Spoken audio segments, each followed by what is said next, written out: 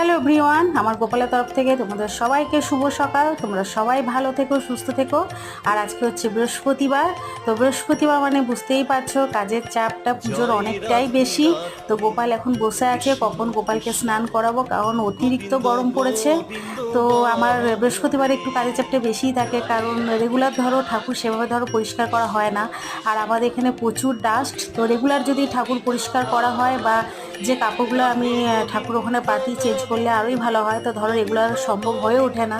তো বৃহস্পতিবারে একটু টাইম নিয়ে আমি বসি যেন সব কিছু খুব ভালোভাবে পরিষ্কার করে সব ঠাকুর ভালোভাবে মুছে তারপরে আমি পুজোটা করতে পারি। তো দেখো আমার রাধাকৃষ্ণে আর গোপালের পুজো হয়ে গেছে। আর গোপাল যে রাধাকৃষ্ণ ড্রেসগুলো পরেছে এগুলো আমি নিজে হাতে বানিয়েছি। আর প্রত্যেক বছর আমি গরমের সিজনে আর ঠান্ডার সিজনে আলাদা আলাদা ড্রেস বানাই। গরমের সিজনে হলো কটনের ড্রেস আর ঠান্ডার সিজনে হলো উলেনের ড্রেস। তো ড্রেসগুলো কেমন হয়েছে তোমরা কিন্তু